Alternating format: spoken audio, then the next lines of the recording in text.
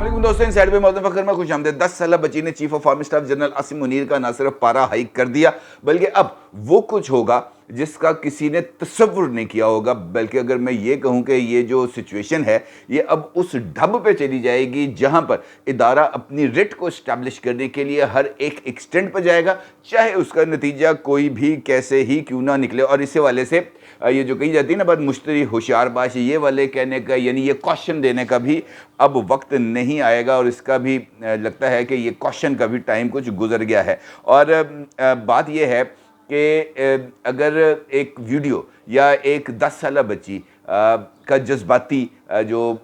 एक पैगाम है या उसके जो जज्बाती मनाजर हैं वो अगर इस हद तक इफ़ेक्ट करते हैं कि जनाब इदारा अगर उठ के खड़ा हो जाए, तो फिर इसका मतलब ये है कि इदारे ने अब अपने मुल्ज़मान और ख़ास तौर पर 9 मई के जो मुल्ज़मान हैं उनको उनकी निशानदेही भी खुद करने का फ़ैसला कर लिया है, उनको पकड़ने का फ़ैसला भी खुद कर लिया है और ख़ुद ही उनको सज़ा देने का फ़ैसला कर लिया है। और इस बात के 2 पहलू हैं। एक पहलू तो ये है कि जनाब हमने जो इनफ़ इज़ इनफ़ का पैगाम देना बहुत ही हद तक मकसूद था कि जनाब जिस हद तक हम बर्दाश्त करते थे हमने कर लिया, अब ये जो लिमिट है ये अब ख़त्म हो गई है। अब बर्दाश्त का जो ऑप्शन है वो हमारे पास नहीं रहा। जबकि दूसरा पैगाम मेरा ये मानना है कि वो एक रियासत और ख़ास तौर पर रियासत पाकिस्तान के लिए और पाकिस्तान की रियासत के वो तमाम इदारे जिनकी बेसिक ड्यूटी है लोगों को इंसाफ फराहम करना, उनके ऊपर एक तरह का अदम एतमाद है। क्योंकि जिस तरीके से इंसाफ के लिए जो इदारे कायम हैं, उन्होंने जिस तरीके से इंसाफ की बजाय खान साहब के साथ अपनी उल्फत का सबूत दिया है, अपनी मोहब्बत का सबूत दिया है, अपने इश्क का सबूत दिया है, वो किसी भी तौर पर काबिल कबूल नहीं है। इसका मतलब ये है कि इदारे ने एक जानिब तो ये पूरे के पूरे प्रोसेस को अपने हिसाब से ऑर्गेनाइज़ करने और अपने हिसाब से इसको मंतकी अंजाम तक पहुँचाने का फ़ैसला भी कर लिया है। इसका मतलब ये है कि वो ख़ुद ही मुलजिम पकड़ेंगे और ख़ुद ही उनको कटहरे में खड़ा करेंगे और ख़ुद ही उनको सज़ा देंगे। इसका मतलब ये है कि पाकिस्तान के आर्मी एक्ट को इन्वोक किया जा रहा है। इसका मतलब यह है कि पाकिस्तान के आर्मी एक्ट के तहत जो गिरफ्तारियां हैं वो भी पाकिस्तानी फ़ौज करेगी उन तमाम लोगों की जिन्होंने 9 मई के वाक़यात को कबूल किया या जिन्होंने 9 मई के वाक़यात किए, आग लगाई, तोड़ फोड़ की, नारे लगाए, फजूल किस्म की ज़ुबान इस्तेमाल की। और ना सिर्फ वो तमाम लोग जो फेस थे बल्कि वो तमाम लोग जो इन लोगों को बुलाने का सबब बने, इनके सहूलतकारी का सबब बने, और वो तमाम लोग भी जिन्होंने इस सारे अमल की मनसूबाबंदी की। और chief of army staff general Asim Munir साहब ने बिल्कुल बजा तौर पर कल पेशावर कोर का दौरे के दौरान इस बात का, अपने इस रिजॉल्व का इजहार किया है, ये कहते हुए कि जनाब हमारी जो बर्दाश्त है इसको हमारी कमज़ोरी से ताबीर ना किया जाए और ये जो 9 मई के जो वाक़यात हैं, ये जो स्याह कार्रवाइयाँ हैं, इनको किसी भी तौर पर फरामोश नहीं किया जाएगा। और साथ उन्होंने बड़े वाज़ेह अंदाज के अंदर इस बात का भी पैगाम दिया कि हमारी तरफ से ये जो बर्दाश्त का मुजाहरा किया गया है इसका मतलब ये नहीं है कि ये किसी कमज़ोरी से आप इसको ताबीर करें। अब अगर आपने मैली आँख की तरह मैली आँख से देखने की भी कोशिश की तो आँख निकाल कर हाथ पे रख दी जाएगी। ये उनकी बात का मेरी नज़र के अंदर ये मफहूम है। और जनरल आसिम मुनीर साहब अगर ये कहते हैं कि इंफॉर्मेशन वॉरफेयर और गलत फहमियाँ पैदा करने की कोशिशों से हम बुरे तरीके से आगाह हैं और ये भी कहते हैं कि दुश्मन अनासर की जानिब से मुसल्लह अफवाज को निशाना बनाने की मज़मूम कोशिशें की जा रही हैं, आवाम के ताउन से ऐसी कोशिशों को नाकाम बनाया जाएगा, तो पैगाम बड़ा वाज़ेह है। और अगर मैं इसको समराइज़ करूं कि ये जो 3 एस्पेक्ट जिसका जिक्र कल वज़ीर-ए-आज़म शहबाज शरीफ ने भी किया था, जब उन्होंने जिना हाउस, जो जिसको पहले कोर कमांडर हाउस लाहौर के नाम से पुकारा जाता था, शहबाज शरीफ ने भी इन्हीं बातों का जिक्र किया था। उन्होंने बताया था कि जनाब ये तमाम लोग यानी हमला करने वाले, उनको उकसाने वाले, उनको सहूलतें फराहम करने वाले और इस सारे अमल का मंसूबा बनाने वालों को अगले 72 घंटे के अंदर अंदर हम इनको कटहरे में लाएंगे। तो इसका मतलब ये है कि ये जो गिरफ्तारियों का अमल इस वक्त पूरे पंजाब में जारी है और मेरी जो इन्फॉर्मेशन है उसके मुताबिक अब तक तकरीबन 3,500 से ज़ायद लोगों को गिरफ़्तार किया जा चुका है। 3,500 लोग अक्रॉस दी पंजाब। और खैबर पख्तूनख्वा, सिंध और बलूचिस्तान के ये जो गिरफ़्तारी हैं वो इससे अलग हैं। और बताया ये जा रहा है कि सिर्फ सिंध में ही तकरीबन 238 अफराद को नज़रबंद किया गया। और खैबर पख्तूनख्वा के हवाले से भी जो इदारा है वो अपने जो तरीक़ाकार है उसके ऊपर काम कर रहा है। अब इस सिचुएशन के अंदर सवाल ये पैदा होता है कि इसके जो मास्टरमाइंड है उसको आप कैसे गिरफ्तार करेंगे या उसको कैसे पकड़ेंगे। मेरा इशारा है जनाब इमरान खान साहब की तरफ, क्योंकि इमरान खान की गिरफ्तारी से ही ये सारे के सारे प्रोसेस का आगाज़ होता है। और इमरान खान साहब के गिरफ्तार होने के बाद एक रिकॉर्डेड पैगाम जो उन्होंने ऐसे ही किसी सूरत हाल के लिए बहुत अरसा पहले रिकॉर्ड किया हुआ था, जैसे ही इमरान खान साहब की इस्लामाबाद हाई कोर्ट के जो है डायरी ब्रांच से गिरफ्तारी की इतला आती है तो वो वीडियो पैगाम फौरी तौर पर नशर कर दिया जाता है। और उस पैगाम के अंदर इमरान खान साहब खुद लोगों को उकसा रहे हैं और लोगों को उकसाते हुए इस बात की तरफ इशारा कर रहे हैं कि आपने निकलना है, आपने एहतजाज करना है। और उससे पहले जब वो गुफ्तगू कर रहे थे मुख्तलिफ, क्योंकि वो तो डेली बेसिस पर आपको पता है कि वो उनको तो इसके बगैर शाम 6 बजे से लेकर 9 बजे तक उन्होंने यही काम करना है। उन्होंने या तो ट्वीट्स करने हैं या उन्होंने मुलाकातें करनी हैं या उन्होंने तकरीरें करनी है, इसके अलावा उनका कोई काम नहीं है। इस 6 बजे से पहले वो सोए होते हैं और 9 बजे के बाद वो गैर नसाबी सरगर्मियों में मसरूफ़ होते हैं, लिहाजा वो अवेलेबल नहीं होते। ये जो 6 से 9 का वो शो चलाते हैं, इसी 6 से 9 के शो के दौरान उन्होंने कई मरतबा इस बात का इजहार किया था। बरमला तौर पर उन्होंने जिम्मेदारी फिक्स की थी chief of army staff general Asim Munir को, ये कहते हुए कि मैं एस्टैब्लिशमेंट का जो रवैया है वो मेरे साथ वो बहुत ही ज़्यादा जिसे हम कह सकते हैं कि मुआंदाना है, मुखासमत रखते हैं, मुखालफत रखते हैं या किड़ रखी हुई है उन्होंने मेरे ख़िलाफ़ मेरे दिल में। और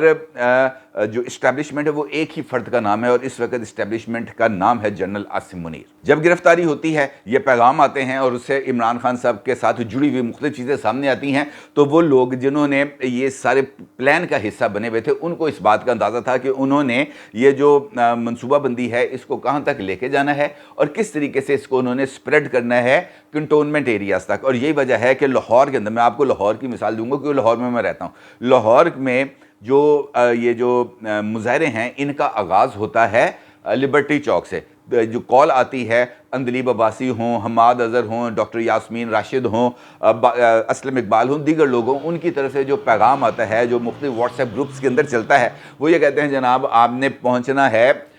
लिबर्टी चौक। और लिबर्टी चौक पहुंचते ही हसान नियाज़ी साहब जो इमरान खान के भतीजे हैं उनकी तरफ, भांजे हैं सॉरी, उनकी तरफ से जो पैगाम आता है वो ये आता है कि जनाब अब हम जा रहे हैं कोर कमांडर हाउस। इसका मतलब ये है कि लिबर्टी चौक पहुंचने से पहले ही ये बात तय थी कि हमला कहाँ पे करना है और उसके क्या नताइज होंगे, ये चीज़ें पहले से प्लान्ड थी। लेकिन सूरत हाल हमारे सामने है कि इमरान खान को गिरफ्तार किया गया, इमरान खान ने बिल्कुल इजहार लाताल्लुकी कर दिया और अदालतों ने इमरान खान के सामने या इमरान खान के रोब दबदबे के सामने या इमरान खान को अपना जो है क्या कह सकते हैं उसको, अपना लीडर तस्लीम करते हुए या वट एवर जो भी इश्क की इंतहा थी उनकी, उन्होंने उसका इजहार किया और इमरान खान को उन्होंने रिहा कर दिया। लेकिन उस रिहाई को अभी तक ना हुकूमत तस्लीम करने के लिए तैयार है और ना ही पाकिस्तान की इस्टेब्लिशमेंट इस बात को कबूल करने के लिए तैयार है। ये जो रिजॉल्व आया है सामने और एक बच्ची की एक तस्वीर के ज़रिए सामने आया है जिसके अंदर सरगोदा में जब किया गया था अटैक और वहाँ की वीडियोस बहुत ज़्यादा वायरल हैं कि शोहदा की तस्वीर जो वहाँ पर चौक के अंदर लगी हुई थी उन तस्वीर के ऊपर ना सिर्फ पथराव किया गया बल्कि उनको जलाया गया। तो फिर बहुत सारे मनाजर ऐसे थे जो यकीनी तौर पर ख़ास तौर पर वो फैमिलीज़ जो शोहदा की फैमिलीज़ हैं उनके तो ज़ख्मों के ऊपर नमक पाशी की गई ना ये चीज़ें करके। और फिर और इस सारे अमल का जो है वो बहुत ही ज़्यादा रद्द अमल आया, इदारे के अंदर से भी रद्द अमल आया, बल्कि उन तमाम सेगमेंट्स की तरफ से भी रद्द अमल आया जो किसी न किसी तरीके से इमरान खान के साथ अपनी मोहब्बत का इजहार करते रहते हैं। और उस मोहब्बत का जो असर था वो हमें अमूमी तौर पर नज़र आता है। लेकिन अब जो हालात हैं उसके अंदर और ये जो चीज़ें सामने आई हैं उससे ये लग रहा है कि इदारे ने एलिमिनेट इमरान खान का जो प्रोसेस है, शायद उसका एलिमिनेशन से मुराद है उनकी ये जो सियासत से है। ये नहीं है कि खुदा न खास्ता उनको बिल्कुल ही जुल्फ़िकार अली भुट्टो की तरह फांसी पर लटका देना है, इस तरह नहीं, सियासी तौर पर उनको जो है बिल्कुल फारा करने का जो है वो प्लान बनाया गया है। अब अगर ये जो रिजॉल्व जिसका मैंने आपके साथ जिक्र किया कि खुद ही पकड़ेंगे, खुद ही मुकदमात चलाएंगे, खुद ही सजाएं देंगे, खुद ही कटहरे में लेके आएंगे, तो उसका मतलब यह है कि इन तमाम लोगों के खिलाफ जो कार्रवाई है वो आर्मी एक्ट के तहत होगी। अब इम्पॉर्टेंट सवाल जो मेरी समझ में आ रहा है, इस बात का मतलब ये है कि वो लोग जो फेस थे, यानी जिन्होंने जाकर अटैक किया, जिन्होंने मोहर उठा लिया, या जिन्होंने कौरमे से फ्रिज से कौरमे का बाउल उठा लिया और बाहर बैठ कर खाना शुरू कर दिया, ये तमाम लोग तो अब मेरा ख्याल है कि ये मुजरिम हैं, लेकिन उस सतह के मुजरिम नहीं हैं। ये तो फौरी तौर पर पकड़े भी गए हैं और पकड़े जा भी रहे हैं और उनके खिलाफ क्रैकडाउन भी हो रहा है।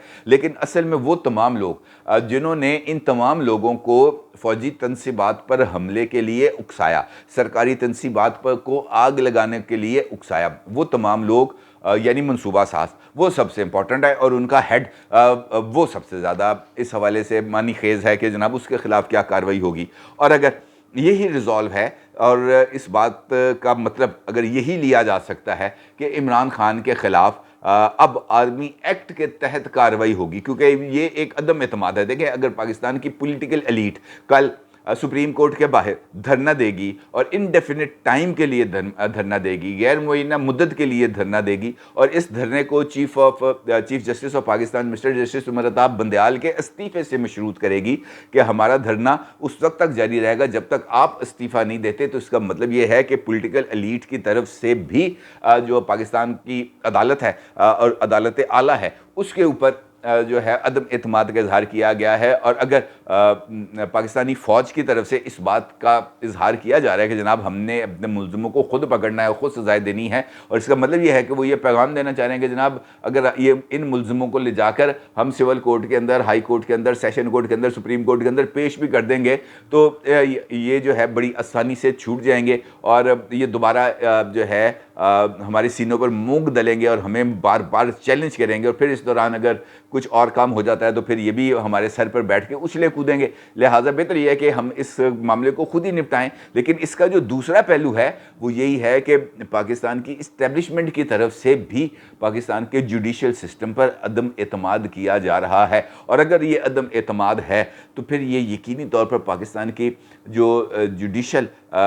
इस्टेब्लिशमेंट है या ये जो हमारे जुडिशल सिस्टम से ताल्लुक़ रखने वाले अफराद हैं, ये उनके लिए भी सोचने का एक मौका है कि ये हालात का रुख जिस सिमत में जा रहे हैं उससे सिर्फ़ और सिर्फ जो तबाही है वही आएगी, क्योंकि जिन लोगों की ज़िम्मेदारी थी इंसाफ देना, अगर वही इंसाफ के बुनियादी असूलों को, जो पैरामीटर्स हैं, उनको नज़रअंदाज कर देंगे तो फिर जो पूरे का पूरा सिस्टम है वो दाव पर लग जाएगा। और इस वक्त पूरे का पूरा सिस्टम दाव पर लगता हुआ नज़र आ रहा है, और बहुत सारे लोग अब मुख्तलिफ पहलू इस हवाले से उठा रहे हैं। यानी सुप्रीम कोर्ट ने जो समाअत रिट के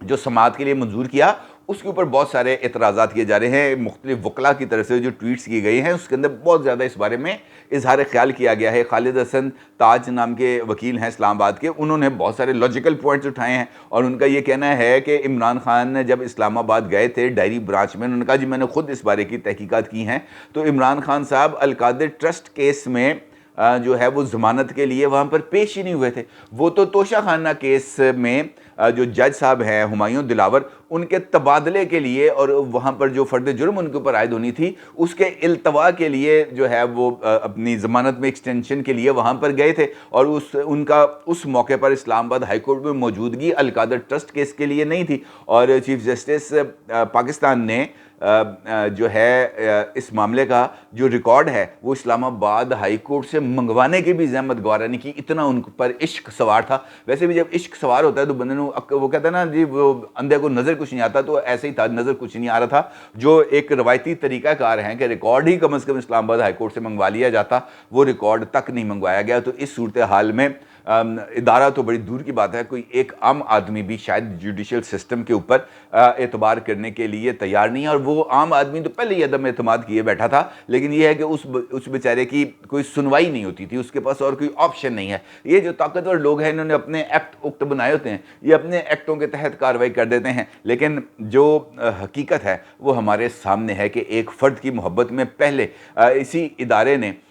जो पूरे के पूरे सिस्टम को उस फ़र्द के हाथ में दे दिया। लेकिन जब वो उनके सर से इश्क का भूत उतरा तो बाकी जगहों पर अभी तक वो इश्क का भूत सवार हैं। ये इश्क का भूत उतरेगा, दूसरी तरफ से भी उतरेगा, जब इमरान खान खुद अपने हाथों से इन तमाम लोगों की जो गलाजतें हैं वो जब बयान फरमाएंगे ना, जिस तरीके से वो कमर जावेद बाजवा की बयान करते हैं, उसी तरीके से जब वो साकिब निसार, गुलजार साहब, आसिफ सईद खोसा और उमरता बंदयाल के कसीदे पढ़ेंगे, तभी लोगों को पता चलेगा कि जनाब हकीकत क्या है। और वो वक्त कुछ ज़्यादा दूर नहीं। अपनी राय का जरूर इज़हार कीजिएगा। आपको बहुत शुक्रिया। अल्लाह हाफिज़।